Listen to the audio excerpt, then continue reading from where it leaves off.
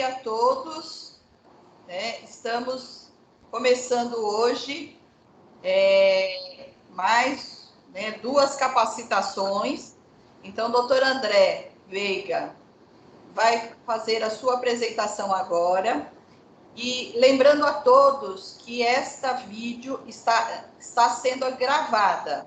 Então, eu peço a todos que monitorem suas câmeras e microfone, deixem desligados. As perguntas podem ser feitas pelo chat. E aí vocês vão mandando e depois o doutor André vai vai responder as perguntas, né, à medida que forem entrando, tá ok? Doutor André, pode começar. Bom dia. Bom dia a todos. Obrigado, professora Dicineia. Eu sou André Veiga, sou médico intensivista aqui da UTI do Hospital Universitário, tá? E hoje a gente vai falar um pouco sobre como manejar parada cardiorrespiratória na COVID-19, tá? Só um minutinho, doutor André, só um minutinho, tá porque o seu microfone está desligado. Só um minuto.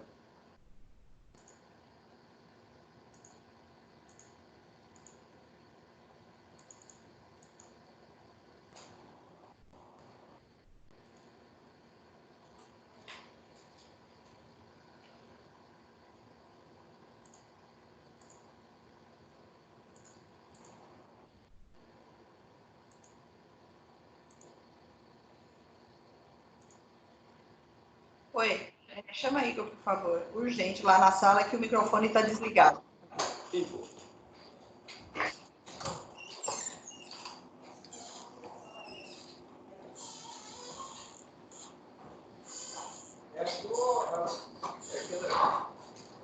Foi do professor, eu estava chamando, ela estava dando microfonia.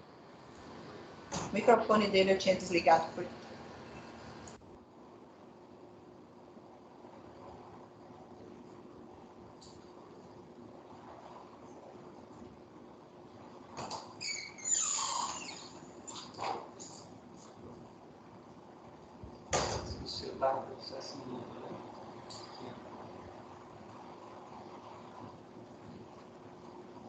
Consegue nos ouvir?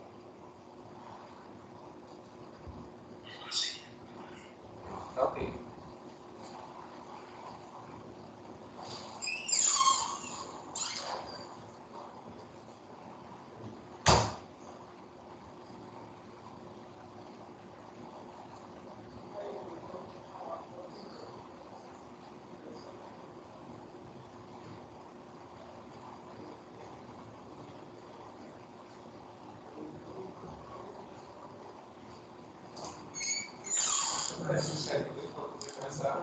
Ela vai começar de novo ou eu posso começar a falar já? Tá, bom dia novamente a todos. Nós vamos falar um pouquinho nessa programação da capacitação sobre como manejar a parada cardiorrespiratória dentro desse cenário de Covid-19. Eu sou André Veiga, sou médico intensivista do Hospital Universitário. Inicialmente, a gente vai falar o que é definição. A parada cardiorrespiratória é definida como uma perda abrupta da consciência, tá? Há um rebaixamento do nível de consciência, uma ausência de responsividade, causada pela falta de fluxo de oxigênio cerebral adequado. Tá? No contexto da infecção por coronavírus, algumas particularidades que a gente vai tentar destacar devem ser estabelecidas, devem ser conhecidas e praticadas por todos. Então, a intenção desse treinamento, objetivos desse treinamento, primeiro, reduzir o tempo de resposta. A gente tem que ficar atento, né, a potenciais sinais e sintomas de deterioração clínica, justamente para a gente atuar de forma mais precoce e promover melhores resultados, né? Esse treinamento também visa permitir uma atuação rápida, eficiente e coordenada das equipes, né? A gente vai conseguir montar as equipes, como a gente vai ver mais anteriormente, de 4 pessoas, mas a intenção é que cada profissional saiba e reconheça qual é o seu papel, qual é a sua função, para que o atendimento seja feito de forma rápida, eficiente e sistematizada. E promover a detecção precoce de deterioração clínica, que é o nosso sistema de resposta rápida. Lembrar-se que a gente vai ter uma unidade de terapia intensiva, mas a gente tem uma unidade de internação, onde esses pacientes também podem complicar. Então, Então, as recomendações que a gente está seguindo são as recomendações que associações de especialidade têm desenvolvido e têm orientado a classe assistencial. Foi lançado pela MIB, em parceria pela MIB, pela Sociedade Brasileira de Cardiologia, pela Associação Médica Brasileira e pela Associação Brasileira de Medicina de Emergência, algumas recomendações, algumas particularidades nesse cenário. Então, antes da gente começar a focar nos aspectos técnicos e de organização, de protocolo da parte de ressuscitação cardiopulmonar, existem algumas coisas que é importante a gente já deixar coordenado e programado na nossa instituição. Primeiro, vamos antecipar o problema, tá? Uma prática que é recomendada por esse documento que foi liberado por essas associações é que as decisões de não ressuscitação devem estar adequadamente documentadas e comunicadas, né? Os cuidados paliativos e de terminalidade devem seguir a política local e institucional. Não é algo que seria novo, né? Na verdade, essa recomendação já deve estar incluída, já deveria estar incluído na nossa rotina de forma mais transparente, de forma mais habitual, mas aproveitar o momento no qual provavelmente a gente vai ter uma sobrecarga do sistema de saúde, aproveitar o momento para a gente deixar isso muito mais amarrado e muito mais concreto no nosso dia a dia. Outro fator é que todos os pacientes ou portadores que estejam sob maior risco de deterioração aguda, né, seja na unidade de internação, seja na unidade de terapia intensiva, deve ser adequadamente sinalizado previamente a parada cardiorrespiratória. Então, essa monitorização é justamente de forma imprescindível que a gente comece a perceber sinais de aumento da frequência cardíaca, diminuição da frequência cardíaca, queda da pressão arterial, agravamento do padrão de oxigenação desse paciente, piora do desconforto respiratório, ficar atento a esses sinais que geralmente acontecem 6 a 8 horas antes de acontecer a parada cardiorrespiratória, para que a gente consiga se organizar, deixar toda a equipe material, seja recursos humanos, recursos técnicos, preparado para a gente atender de forma mais adequada as intercorrências. E uma coisa que é fundamental é que... Desculpa aqui, que eu acho que passei demais. Deixa eu ver se eu consigo voltar aqui.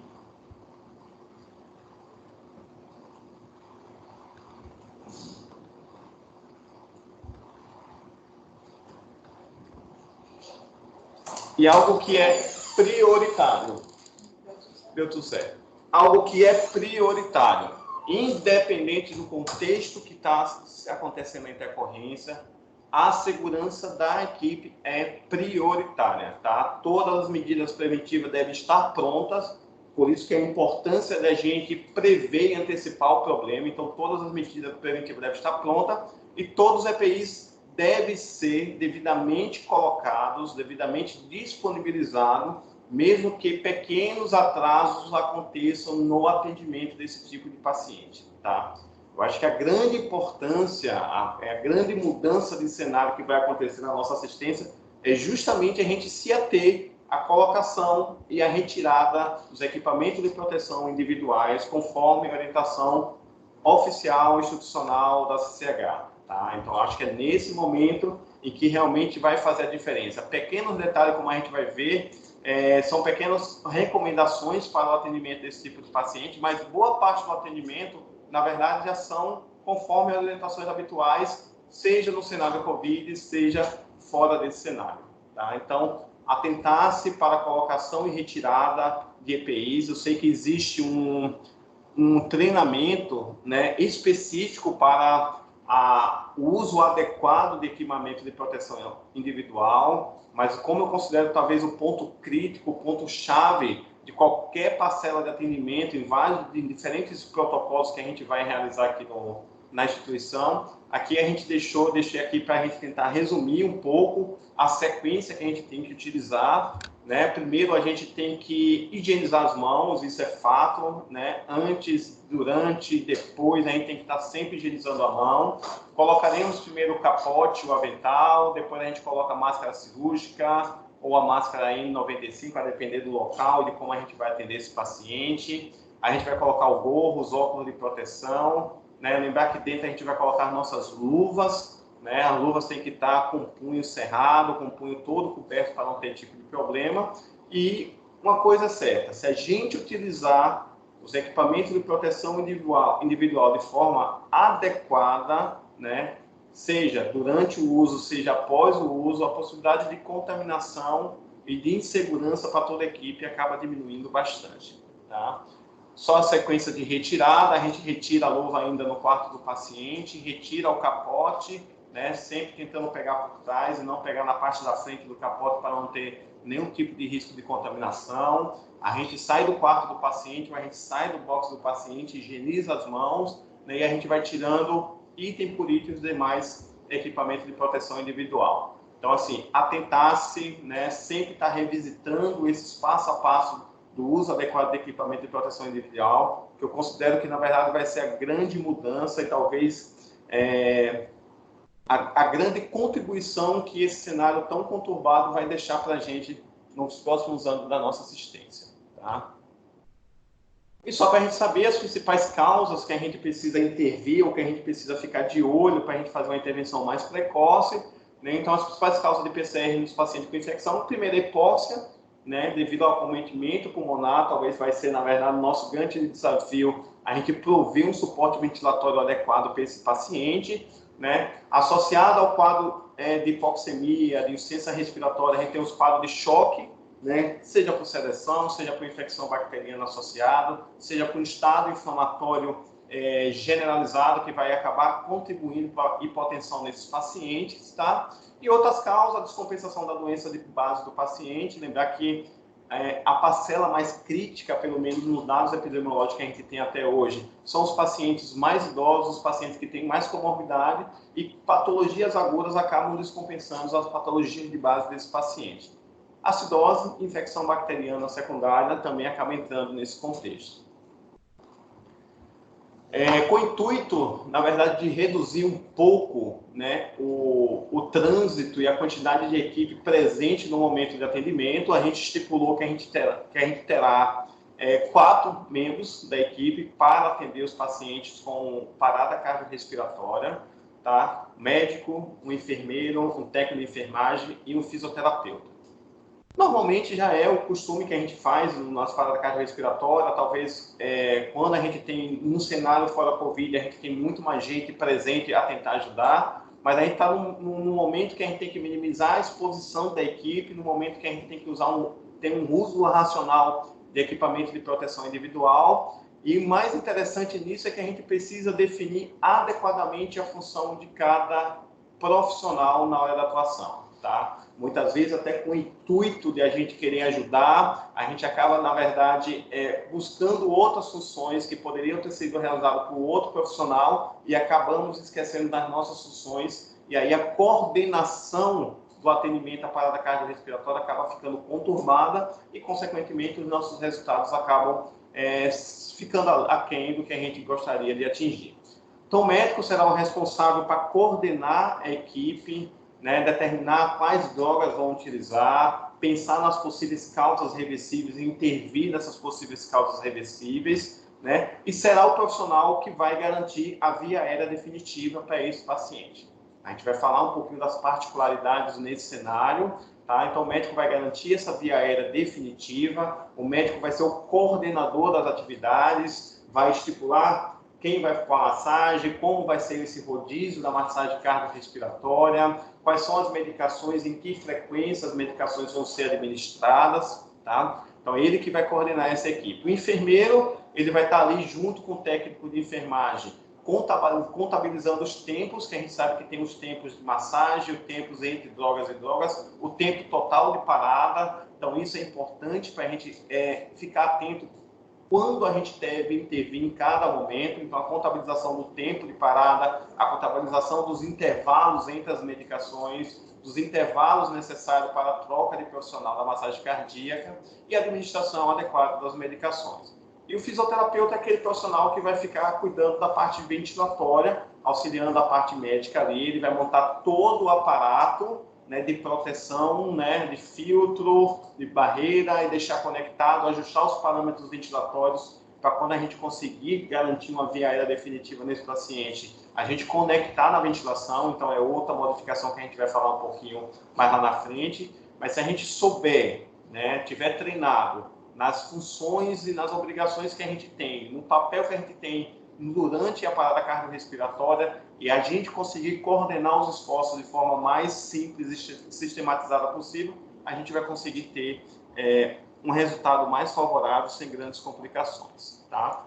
Então, talvez um ponto interessante que a gente tem que começar é como reconhecer a parada cardiorrespiratória, tá? Só voltando alguns slides, lembrar, o ideal é que a gente consiga antecipar esse momento de reconhecimento da parada cardiorrespiratória, né? Através de alterações dos sinais clínicos, através de alterações dos sinais físicos do paciente, do desconforto do paciente, seja na unidade de terapia intensiva, seja na unidade de internação. Essa antecipação visa justamente a gente tomar medidas preventivas, ajuste de medidas para o tratamento clínico do paciente, justamente para evitar esse momento.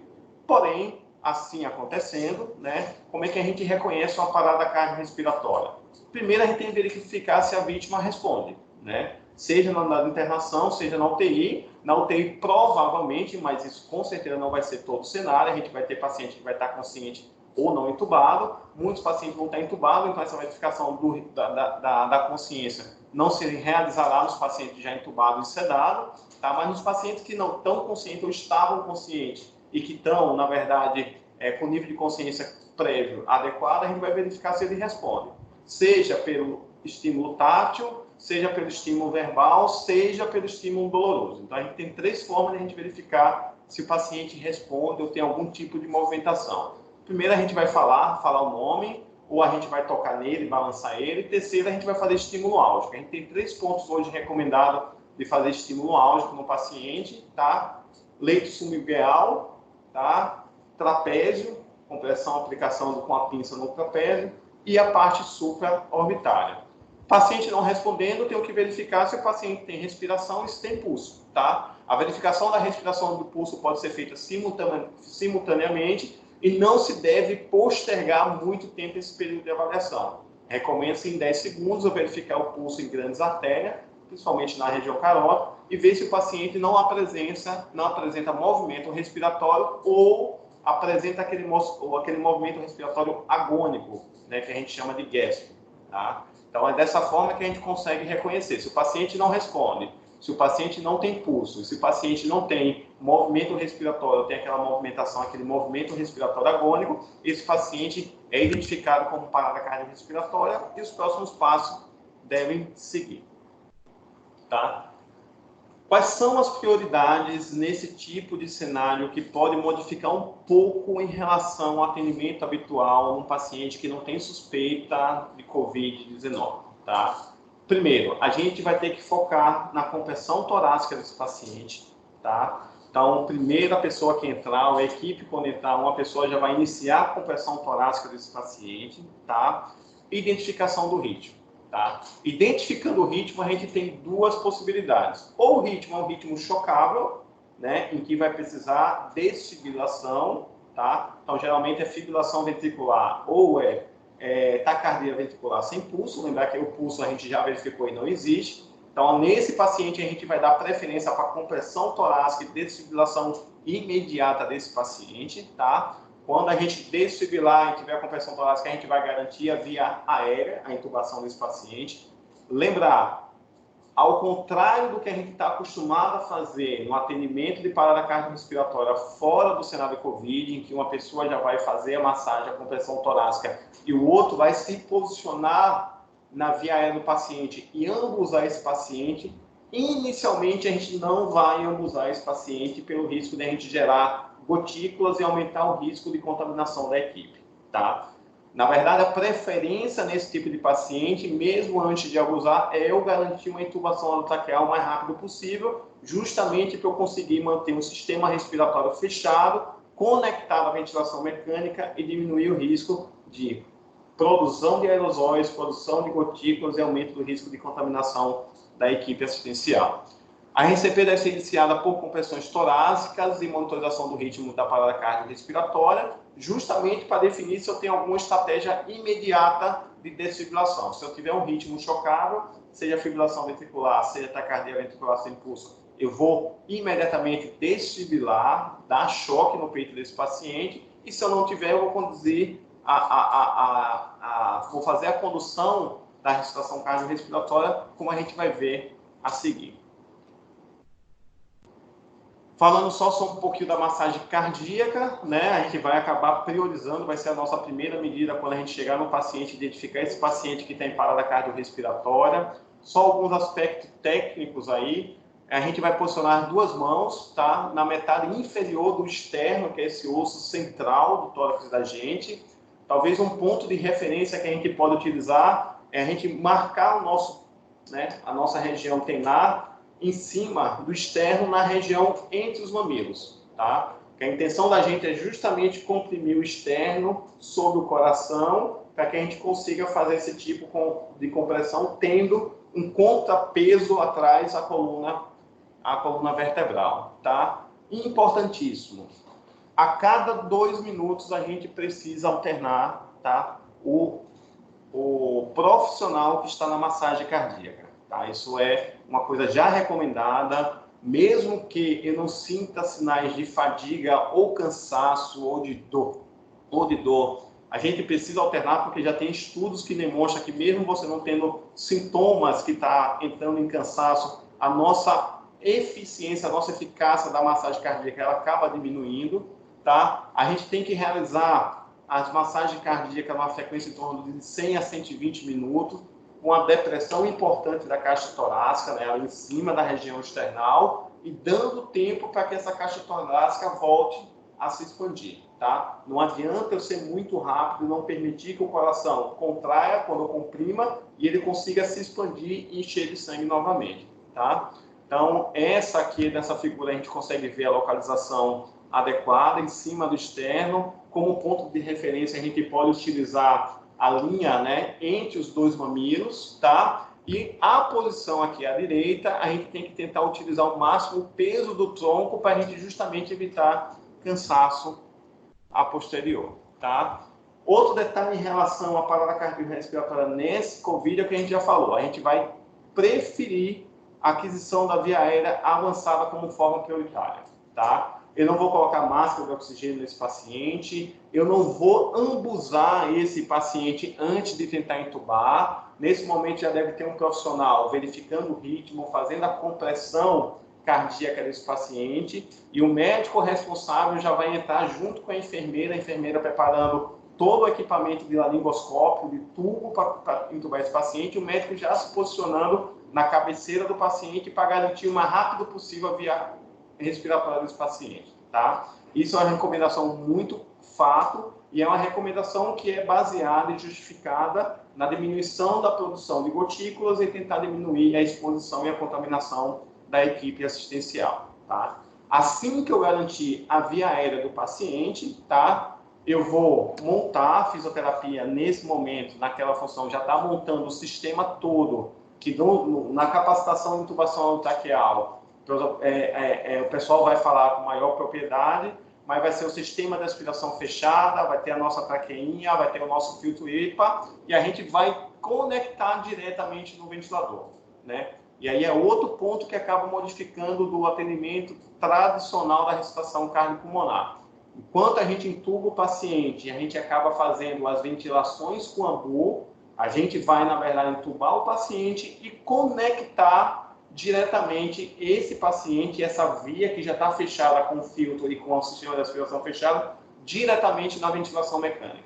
Então, a gente vai evitar ao máximo, tá, ambusar o paciente, tá? A gente vai ver como é que a gente configura mais adiante nos slides posteriores, como a gente vai configurar esse ventilador. A fisioterapia já está capacitada. Quando tiver capacitação de intubação audiotraqueal também vai ser falado um pouquinho sobre essas modificações, mas o mais importante, não ambusar o paciente como pré-oxigenação, e quando eu conseguir garantir a via aérea definitiva desse paciente, eu também não vou abusar. Já vou garantir que essa via aérea está toda fechada e vou conectar diretamente no ventilador. E aí vocês podem me perguntar, e como é que eu vou verificar a posição do tubo, né? Que normalmente a gente verifica através dos sons pulmonares, som gástrico, som pulmonar, através do AMBU. A gente vai continuar tentando fazer essa verificação via estetoscópio, mas com o paciente conectado na ventilação mecânica, tá? A gente vai perder um pouquinho de qualidade do som e de precisão desse som. E outra coisa que a gente pode adicionar nessa verificação é conectar um capnógrafo e a gente verificar se tem produção de CO2. Se tem produção de CO2, então o tubo está na via aérea. E se não tiver linha de produção de CO2, esse tubo provavelmente está em posição esofágica, tá?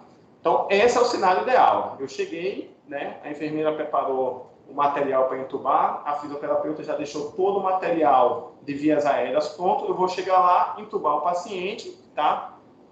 E vou conectar no ventilador. Mas se eu não conseguir entubar esse paciente, né? Quais são os próximos passos? O paciente ainda está continuando sendo massageado pela pessoa que está na massagem cardíaca. Se teve algum ritmo chocável, já foi desfibrillado, a gente está continuando as compressões torácicas desse paciente, né? A enfermeira, o médico e o técnico de enfermagem já se organizaram, já está sendo administrado medicamentos para esse paciente, só que eu não consegui garantir a via aérea nesse paciente. Como é que eu faço nesse momento? Algumas possibilidades. Na falha na impossibilidade de intubação traqueal, utilizar a máscara laríngea se a gente tiver disponível, né? Que é um procedimento que a gente consegue fazer às cegas. Então, na capacitação de intubação traqueal, também a gente tem esse material para a gente tentar ver se a gente consegue treinar um pouco. Então, a gente consegue colocar as cegas para garantir temporariamente uma via aérea para esse paciente, até a gente pensar e tentar executar uma via alternativa. A gente pode fazer uma cricostomia nesse paciente, tá? Se a gente tiver material adequado, para fazer uma punção aqui na cricóide, para a gente garantir uma via aérea nesse paciente. Mas aí, se a gente não tiver máscara laríngea, se a gente não tiver cricostomia, tá? A gente vai deixar o paciente sem ventilar? Não. Nesse caso, na impossibilidade de uma intubação inicial, na impossibilidade de uma falência dessa intubação e a possibilidade de não ter uma máscara laríngea, de não ter um equipamento ou uma condição técnica de fazer uma cricostomia de urgência desse paciente, a gente vai, sim, oxigenar esse paciente, tá? Usando o ambu, tá? André, é contraindicado utilizar o ambu nesse cenário de paciente COVID. Não é contraindicado. Há uma interpretação inadequada do que está sendo escrito, que está sendo divulgado da parte técnica. Há uma recomendação de você não utilizar de forma inicial, de minimizar esse ambu, justamente porque pode produzir aerosóis e contaminar, ou ter um risco de contaminação maior, mas não esqueçamos que nós estamos devidamente com os equipamentos de paramentação individual, de prevenção, tá? Então, assim, mesmo que naquele cenário eu acabe aumentando um pouco a geração de aerosóis, de gotícula, se a gente tiver devidamente paramentado, com óculos, um gorro, talvez com face shield, com máscara N95, com o nosso capote, com as luvas de forma adequada, aquilo não vai, talvez, contribuir de forma significante para o aumento da contaminação da equipe, tá? Então, há uma dúvida, né? A gente tem discutido muito em vários hospitais no estado, seja público ou privado, e há na verdade, uma interpretação inadequada de não fazer em nenhum momento ventilação não invasiva, de não fazer uso de ambu e ventilar esse paciente de maneira não. A gente tem que pensar que também a gente precisa dar prioridade à nossa proteção, tá? E a gente está devidamente protegido nesse cenário, mas a gente também não tem que esquecer de dar uma assistência adequada para o paciente. Não estou aqui querendo dizer que a gente tem que ser herói e de a gente querer atender o paciente de forma intempestiva ou inadequada, não. Mas se a gente está devidamente paramentado, não tem por que a gente não utilizar o ambu, caso a gente tenha uma falha ou uma impossibilidade de intubação traqueal nesse paciente, até a gente conseguir uma via aérea definitiva, até eu chamar um outro colega que possa ter mais experiência, ou até chegar um cirurgião para fazer uma cricostomia, e aí a gente vai tentando conduzir o paciente da melhor forma possível. Quando a gente for abusar esse paciente, a gente vai utilizar o mesmo sistema fechado, como se a gente estivesse conectando no ventilador, justamente para diminuir ainda mais a produção de gotícula, produção de aerosóis e aumento do risco de contaminação da equipe assistencial. Então, teoricamente, eu conectando com o sistema de aspiração fechada, com a traqueia, com o filtro, e eu abusar esse paciente, o risco, porque está com um sistema fechado, o risco é muito pequeno, tá?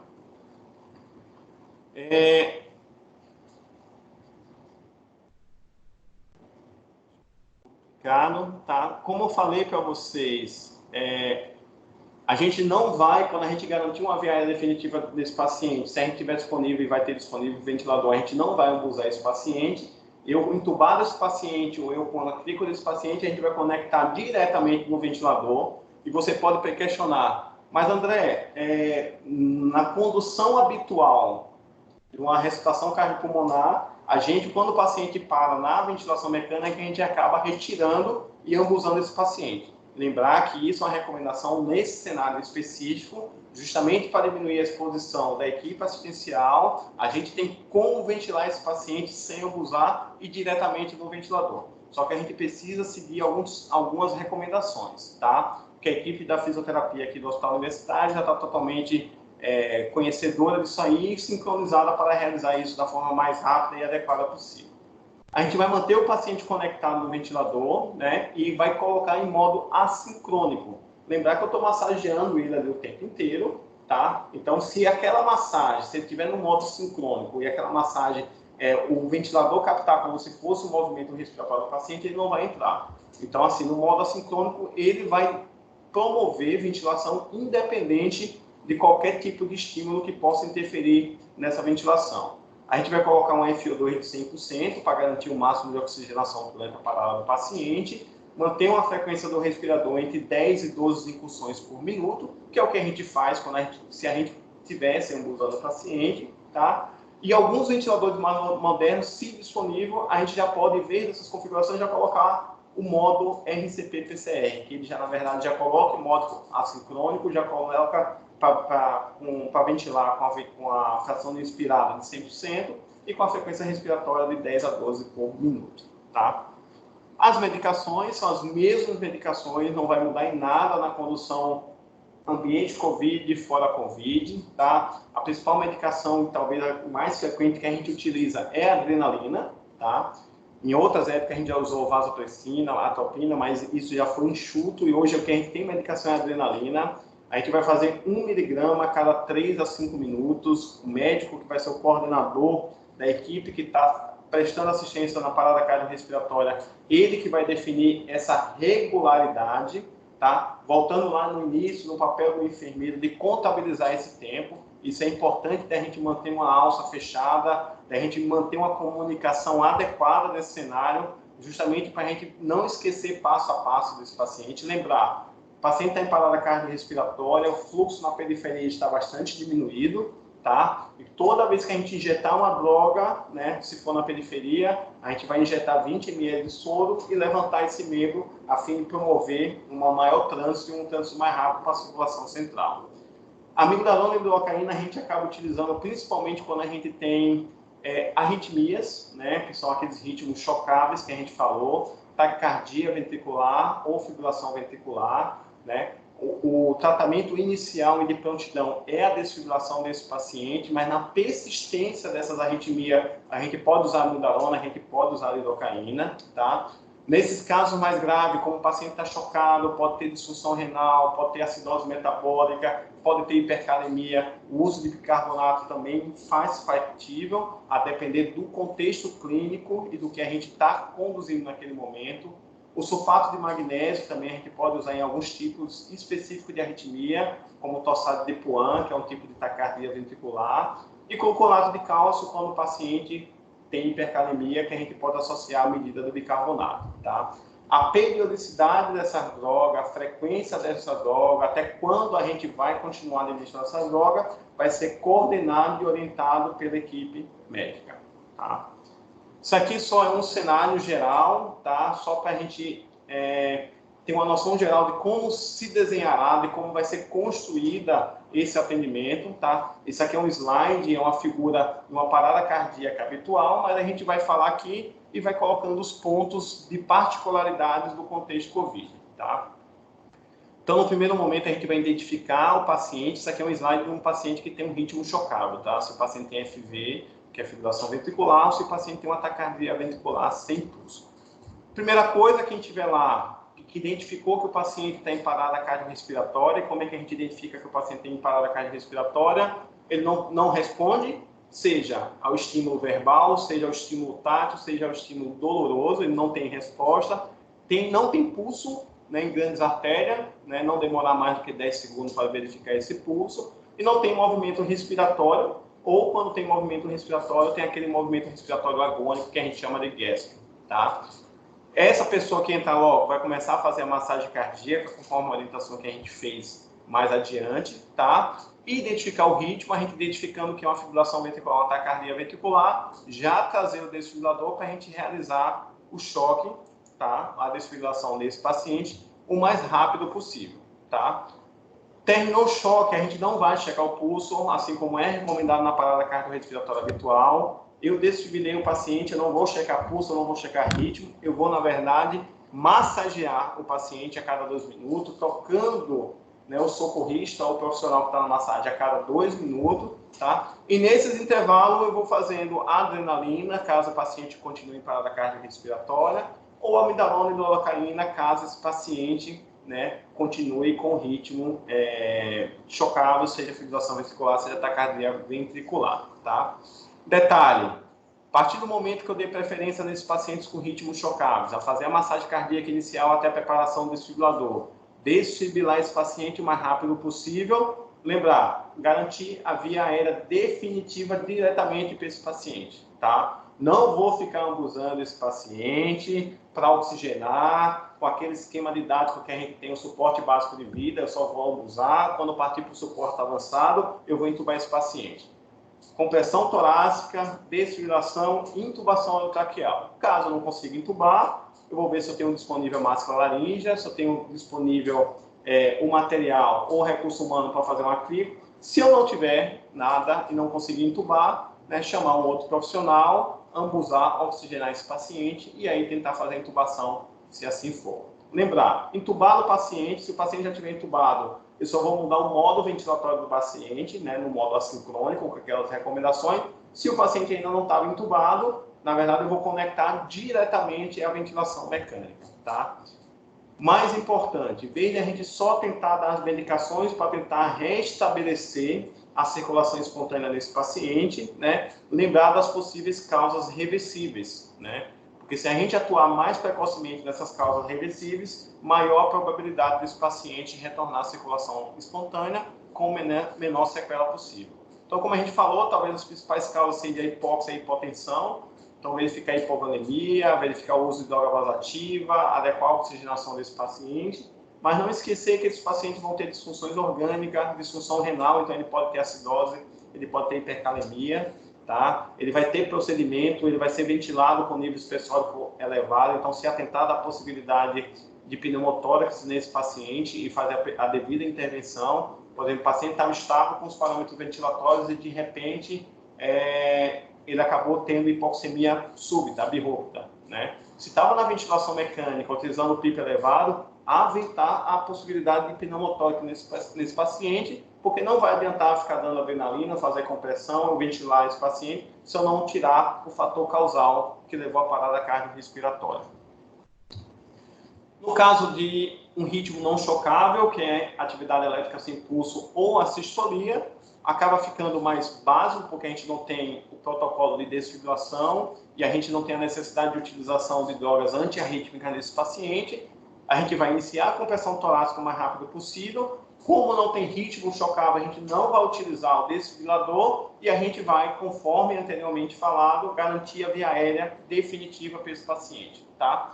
E aí, a cada 3 ou 5 minutos, a gente vai fazendo a medicação que é indicada nesse paciente, que é só adrenalina. Então, a cada 3 ou 5 minutos, fazer adrenalina. As outras medicações, tipo bicarbonato, se ele tiver acidose e hipercalemia, gluconato, se ele tiver hipercalemia, atentar para a pneumotórax nesse paciente, fazer o devido esvaziamento, caso essa hipótese acabe se confirmando. E aí a gente vai tentando tirar o fator causal e dando um suporte respiratório e cardiovascular até que o ritmo consiga retornar de forma espontânea, tá?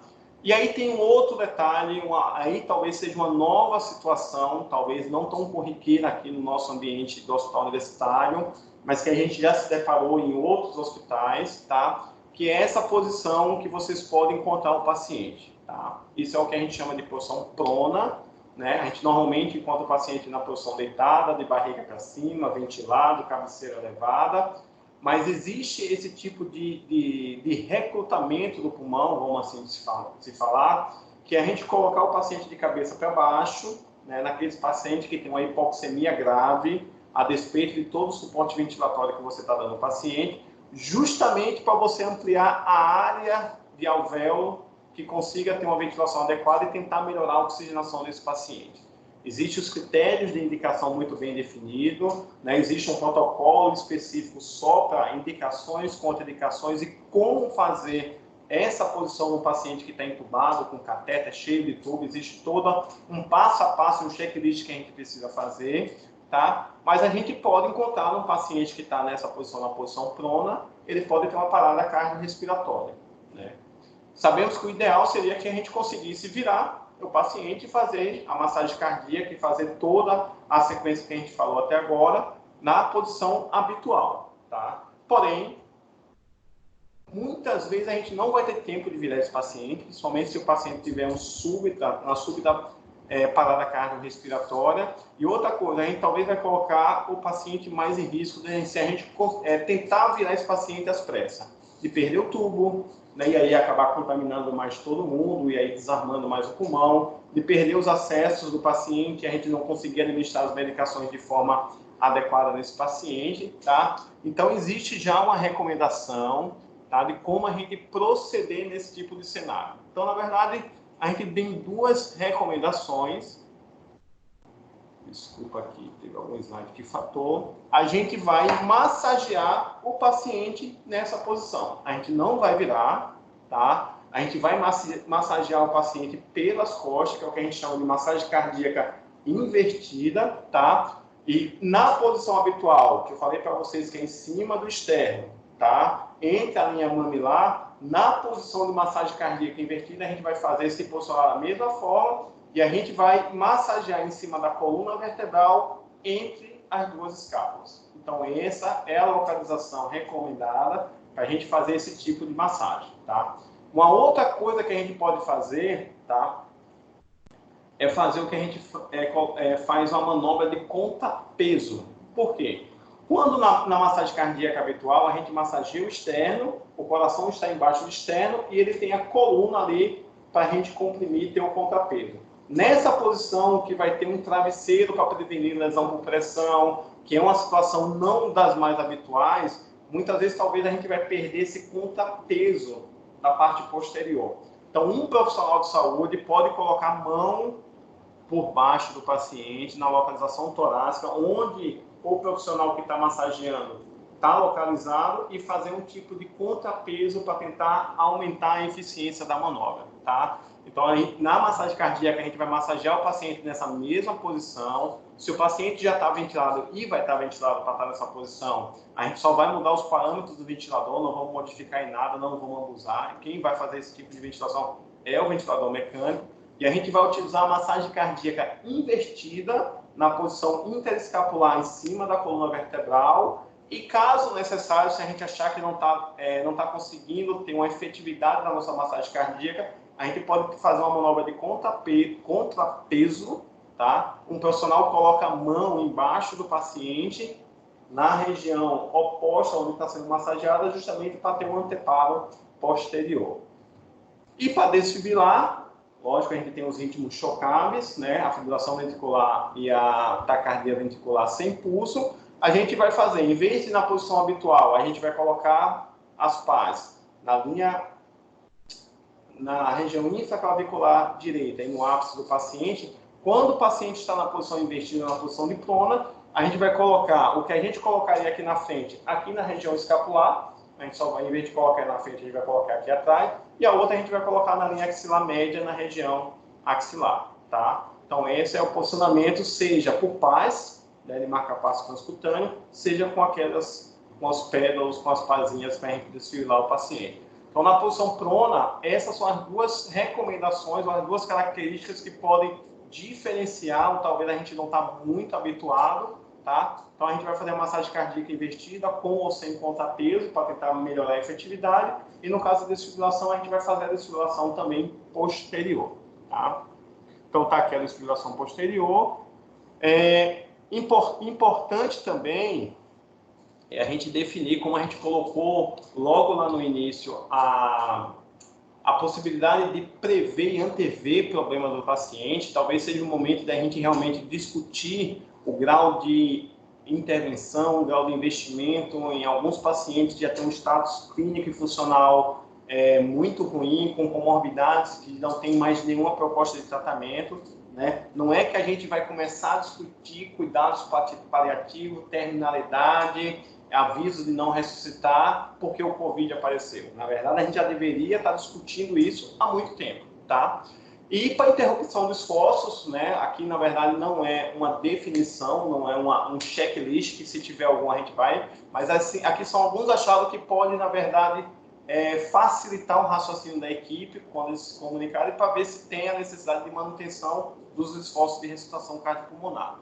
Se o tempo de ressuscitação cardiopulmonar for acima de 30 minutos, sem nenhum retorno em nenhum momento, o paciente tem assistolia desde o início, já tem 30 minutos de ressuscitação, em nenhum momento o paciente esboçou, né, retorno à circulação espontânea, ritmo de parada em assistolia muito prolongado, tempo prolongado entre a PCR e o início da RCP, tá? Paciente que parou e por algum motivo dos EPIs, enfim, demorou muito tempo, então se a gente, ou se o paciente, por exemplo, vai ser transferido de outra instituição, e no meio do caminho ele acabou parando e tem um tempo muito prolongado, também é uma coisa que a gente pode levar em conta na definição para interrupção dos esforços ou não. Idade do paciente com comorbidade, isso é uma coisa que, assim, a gente está deixando os idosos falecerem, a gente está deixando os pacientes com comorbidade falecer. Não. Independente da situação Covid ou não, isso são coisas que, na verdade, são fatores que a gente já deveria levar no nosso dia a dia nas discussões de terminalidade de grau de investimento do paciente. Ausência de reflexo de tronco cerebral e paciente que tiver normotermia. Por que normotermia? Porque pacientes com hipotermia, vamos dizer que o paciente teve Covid e estava, né, patinando na 13, na fase de patinação de gelo, e ele caiu. Porque hipotermia, na verdade, o tempo de parada que você deve manter por mais tempo, que a possibilidade de reversão é maior, tá? E para finalizar, nesse cenário tão complexo, cheio de dúvidas, né, cheio de particularidades, né, talvez fosse interessante, após a finalização da parada cardiorrespiratória, assim que a equipe que participou da parada cardiorrespiratória tiver um tempo disponível, sentar 5 minutos, né, e fazer o que a gente chama de debriefing, né, fazer, na verdade, um resumo do que aconteceu, né, das dificuldades que teve, né, do que foi de acerto, do que poderia se melhorar, justamente para tentar cada vez mais coordenar, sistematizar, organizar a equipe, para que os próximos eventos, se assim acontecerem, tiver um atendimento muito mais adequado, rápido e eficiente. Acho que era isso. Eu vou deixar aberto aqui para perguntas e vou pedir a ajuda da Dicineia como é que eu vou fazer para ver essas perguntas.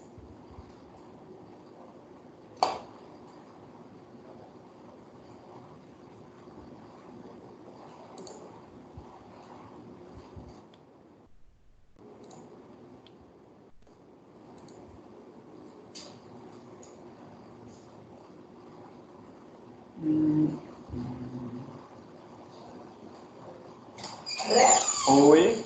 Terminou? Terminei. Agora as perguntas. Isso. Peraí. Só um minutinho. Chama aí. Não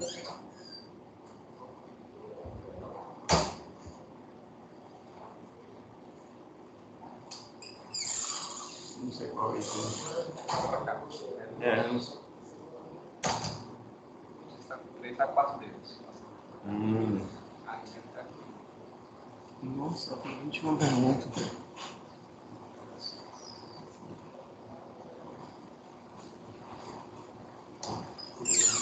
André, Senhora. para ficar a gravação, leia a pergunta e responda, tá? Não, tranquilo. Tá? Na verdade, eu acho que tem muito mais coisas sobre ajuste da câmera e do tamanho do slide, que eu acho que não é ampliado do que... Não, mas no outro vídeo tá melhor, tá? Valeu, câmera. A Leila Santos, ela perguntou aqui para pacientes em posição prona como proceder. Né? Eu acho que ela fez a pergunta um pouco mais precoce na aula, a gente falou no final, né? Então a gente vai manter o paciente na posição prona, a gente não vai virar pelo risco da gente agregando de perda de tubo, perda de dispositivo nesse paciente e atraso do início da ressuscitação cardiopulmonar, né? E os dois parâmetros que talvez ali a gente precise modificar é a massagem cardíaca invertida, né? No posicionamento interdiscapular na coluna, em cima da coluna vertebral, e a gente pode utilizar ou não a manobra de contrapeso, que é um profissional colocar a mão por baixo, para justamente ter um contrapeso e ter um amparado posterior para a gente efetivar essa massagem.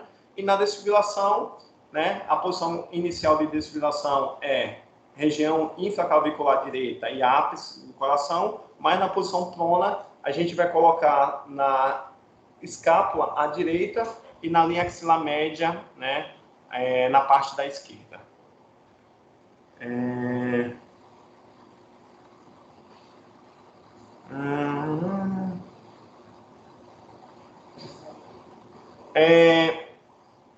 Houve um questionamento aqui sobre se os slides estavam pequenos, mas eu acho que a Cristina já falou que assim, se você conseguir ampliar os slides, ficam mais visíveis, e eu posso disponibilizar a aula sem problema nenhum. Eu falo com a equipe de TI para deixar disponível para vocês os slides, tá?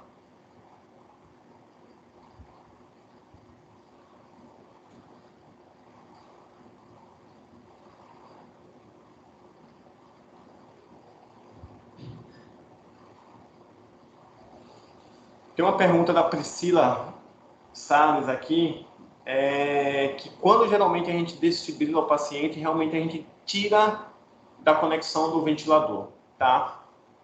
É uma coisa que é muito certa, eu não vi uma grande recomendação, a gente pode utilizar de duas maneiras. A gente pode continuar tirando, só que a gente vai ter que ter uma pinça para pinçar o tubo. Então a gente vai pinçar o tubo, vai desconectar do ventilador, tá? E aí a gente vai fazer a cardioversão, lembrar que desfibrilação, lembrar que a desfibrilação a gente vai usar uma única vez, desfibilou, tira e volta a fazer a massagem cardíaca, e aí nesse momento a gente tira a conexão, a pinça do tubo e volta a conectar do ventilador. Eu acho que é uma coisa que a gente poderia definir com a fisioterapia para utilizar, tá? Justamente pelo risco, existe um risco possível, né, de você aumentar o risco de chamas, enfim, porque você está dando um choque e está tendo fluxo de oxigênio ali. Então, a gente poderia, nesse momento da desfibrilação, desligar o ventilador, colocar uma pinça, desconectar e fazer a desfibrilação. O recomendado dos EPIs após, né, uma intubação orotraqueal, quem manejou gotículas ali, ou quem participou da RCP, é tirar todos os EPIs e trocar. Ele só precisa ver com o pessoal da CCH como é que eles normatizaram aqui na instituição, tá? O Leonardo Plácido, ele perguntou PCR, pacientes em cuidados paliativos portadores de Covid. Se esse paciente está definido adequadamente, como a gente colocou, e devidamente documentado e disseminado na equipe, se o paciente tem cuidados paliativos, né? Se já teve definido terminalidade, já foi um acordo entre a equipe assistencial e os familiares, isso está documentado no prontuário, não é para iniciar a parada cardiorrespiratória nesse paciente. É tanto que vocês vão ver, né, vão observar no nosso protocolo de PCR, vai ter os critérios de inclusão no protocolo, e o critério de exclusão é aquele paciente em cuidados paliativos já definido, já acordado e documentado. Tá?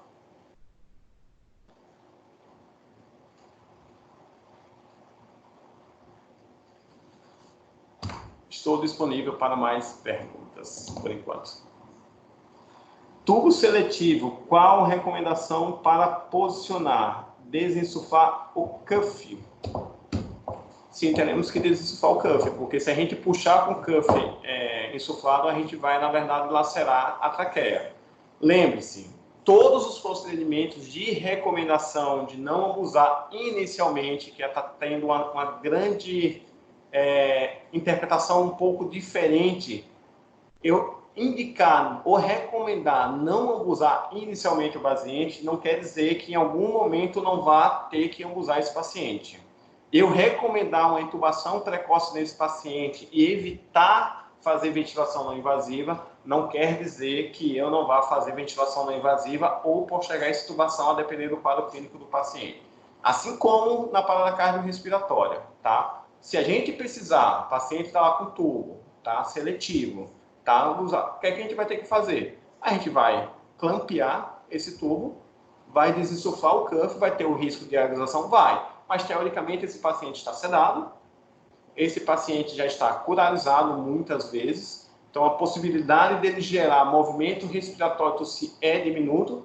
E terceira coisa, que é o mais importante, vocês, ou o profissional que está manuseando ali, vai estar com todos os EPIs disponíveis e adequado para aquela situação, né? Pode ter um aumento no nível de gotícula de irrigação? Pode, mas se você tiver colocado os EPIs de forma adequada, ter feito o procedimento, não, ao sair do box do paciente, ao sair do quarto, retirar o EPI de forma adequada e não se contaminar e não levar essa mão contaminada no rosto, o risco de contaminação é muito pequeno.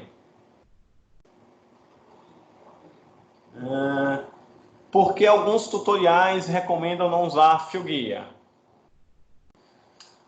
Cara, então assim, na verdade existem muitas informações, na verdade, assim como o professor Luiz Cláudio lá da Universidade Federal da Bahia fala, a gente além da epidemia do Covid, a gente está vivendo uma epidemia de informações em que a gente não consegue adequadamente assimilar essas informações, de desinformações, porque ou são informações incompletas ou são informações falsas, e na verdade muita gente tentando improvisar num cenário que a gente não sabe nem como é que vai se desencadear, né? Eu sigo uma postura, né, que já vi a professora Rô, que é médica infectologista lá da Fala, lá no hospital da USP, façamos aquilo que a gente já sabe, paremos de inventar, né? Por que se recomenda? Eu vou tentar explicar por que alguns tutoriais recomendam não usar o fio guia. Porque se teoricamente você tiver o fio guia, que é uma coisa que a gente utiliza para facilitar, moldar o tubo, entubar de forma mais adequada, aquela via aérea está aberta. Então, quando você entuba o paciente, como a via aérea está aberta, você tem um risco de contaminação, tá? E aí você já vê que já tem vídeos demonstrando como utilizar o fio guia sem a necessidade de você contaminar ou ter uma exposição maior. Você vai pegar aquela borracha preta numa seringa de 20, tá? Vai tirar essa borracha preta, vai fazer um furo com a seringa 40 por 12 por ela, tá? Vai conectar essa borracha no tubo e passar o fio guia por dentro. Porque eu consigo ter a moldagem, a modulagem do tubo com o fio guia para facilitar a minha intubação, pelo êmbolo, né? Pela borracha do êmbolo ali que está na via aérea, a via aérea continua fechada, e como o fio guia está passando por dentro do êmbolo, eu consigo tirar o fio guia sem expor a via aérea. E aí, na hora que for conectar, a gente clipa o tubo do paciente, que aí a gente está vedando novamente a via aérea, eu tiro o êmbolo e conecto no ventilador. Isso é uma proposta que a gente pode fazer no dia a dia.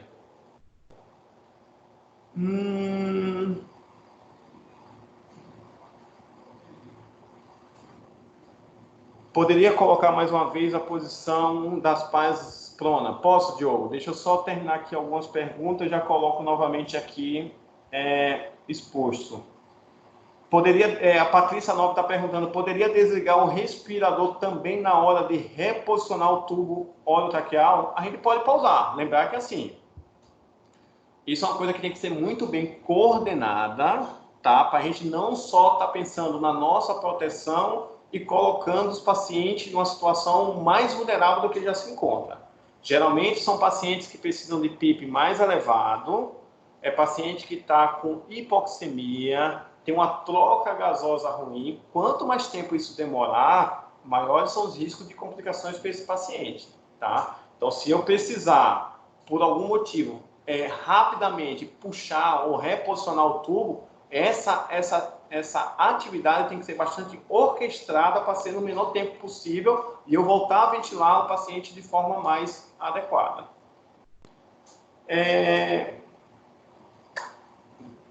Não sei se tem, acho que tem aqui, deixa eu voltar aqui. Sim, pausar, como eu disse, pode pausar, Patrícia. A gente pausa, mas tem que ser num período de tempo muito curto. Lembrar que o paciente está precisando de parâmetros ventilatórios mais elevados e a gente precisa garantir que essa ventilação aconteça sem grandes intercorrências do paciente. O que pode fazer é tentar hiperoxigenar, como a gente faz antes de intubação, colocar no FO2 um pouco mais elevado para esse paciente para garantir uma hiperóxia, e aí eu clipo o tubo, né? Desestofo o cuff, reposiciono, volto a estofar e volto com os parâmetros que o paciente necessitar. Eu vou falar aqui com a Disney para deixar disponível os slides. Eu não sei como é que faz, se vai deixar na plataforma ou no próprio SIGA. Eu acho que deve ser colocado no SIGA a apresentação. Então, tem as figuras lá da posição prona, seja para massagear, seja para colocar as pás ou os pedals de desfibrilação. E é isso. Eu estou todo dia na UTI, né? Eu acho que em algum momento, até para a preparação, a gente vai começar a ter alguns tipos de capacitação em loco com as pessoas. Estou disponível para tirar mais dúvidas, assim, independente do horário. A intenção é justamente a gente promover tranquilidade, né? Se a gente passar a informação adequada, informações necessárias, sem passar muita coisa, né? Informações precisas, eu acho que a gente consegue prover uma assistência segura, tanto para o paciente como para a gente, né? Eu digo uma coisa assim, o COVID, em termos da parte assistencial, não vai mudar praticamente em nada do que a gente já faz no dia a dia, ou o que a gente deveria fazer. Garantir uma ventilação protetora para o paciente, se o paciente tiver hipoxemia moderada grave, garantir a posição prona para esse paciente, tratar a parte hemodinâmica, tratar a parte renal, né, tratar infecções secundárias, que é uma coisa que vai acontecer, porque esses pacientes tendem a ficar um tempo mais prolongado em termos de ventilação mecânica, então pneumonia associada à ventilação mecânica, infecção do trato urinário em relação à sonda vesical demora, vai realmente acontecer, tá? Mas nós não temos tratamentos específicos, né? Hidroxicloroquina, cloroquina, antirretroviral, imunos biológicos, são todos tratamentos experimentais, né? E como tratamentos experimentais, tratamentos novos, a gente pode colocar o paciente muito mais em risco de complicações sem um benefício ainda palpável. Então, na verdade, façamos aquilo que a gente já faz no dia a dia com consciência e talvez a grande... não é recompensa o termo, né? O grande legado, na verdade, disso tudo que eu vejo, assim como aconteceu com a H1N1, que o grande legado foi a higienização e talvez um uso mais proeminente de álcool gel, talvez o grande legado, né, desse tudo que a gente está passando, até porque nesse momento nós profissionais também estamos em risco, não só o paciente, vai ser talvez a gente dar valor maior ao uso adequado de equipamento de proteção individual, a dar mais importância para o pessoal da CCH, do pessoal da qualidade do cuidado da segurança do paciente, né, que quando a gente estava falando, quando a gente discute, quando tem aquele treinamento de higienização na mão e todas as orientações de precaução, muitas vezes a gente não dava talvez a importância de fato para aquele momento. Então talvez eu espero que o grande legado seja justamente a gente ajustar a nossa conduta assistencial, além da parte técnica, e se importar um pouquinho mais com a qualidade, a segurança e a nossa proteção e do paciente. Ainda estão vendo intubação com a redoma de acrílico, como incubadora de NEO. Eu já vi. Como eu disse, né? Na verdade, você tem diversos exemplos de pessoas tentando disponibilizar algum tipo de técnica diferente. Eu vou dar minha opinião, a opinião pessoal, recomendação mais baixo da pirâmide lá de evidência, tá? Eu acho que só vai fazer atrapalhar mais do que ajudar, tá? Eu já vi um vídeo, né, de uma pessoa intubando e um paciente que não estava com insuficiência respiratória, parecia até um paciente eletivo, acho que como forma até de testar essa redoma de acrílico. Eu percebi, na verdade, um certo grau de dificuldade ali, tá? Mas é como eu vou voltar a bater na mesma tecla. Se a gente utilizar os equipamentos de proteção individual conforme está sendo treinado, indicado e, na verdade, batido até a gente, na verdade, não conseguir mais, a gente fazer a coisa de forma tão automática.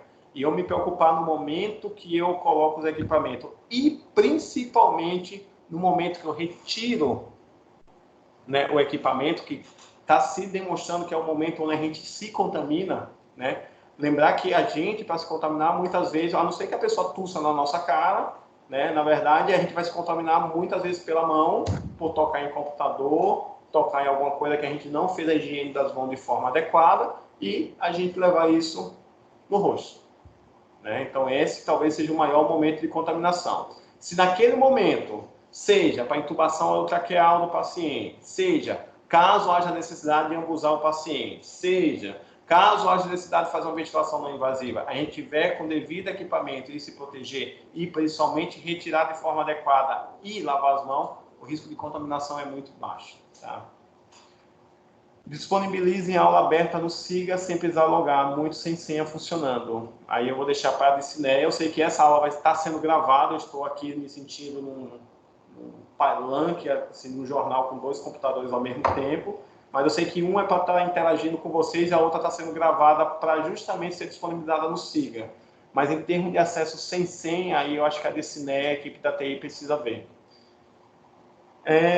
Patrícia, eu respondi, eu acho que dificulta, a redoma de acrílico eu acho que acaba dificultando, tá? Mas isso é uma opinião pessoal minha, tá? E opinião pessoal minha, se eu for entubar não vou usar a redoma de acrílico, tá? E se eu precisar ambusar, eu também, na hora, eu também vou ambusar e não vou ter problema nenhum em relação a isso, tá? Nos sigam enviar aula para o e-mail institucional. Enfim, eu estou deixando a aula já gravada nos computadores da TI aqui, tá? Então, assim, aí a professora Dicineia, junto com a equipe TI, vai ver qual a melhor forma de disponibilizar. Se vai disponibilizar no SIGA, se vai disponibilizar talvez no e-mail, mandar por e-mail institucional, mas aí não tem problema, não tenho conflitos de interesse, não tenho apego por slide nem por informação, não.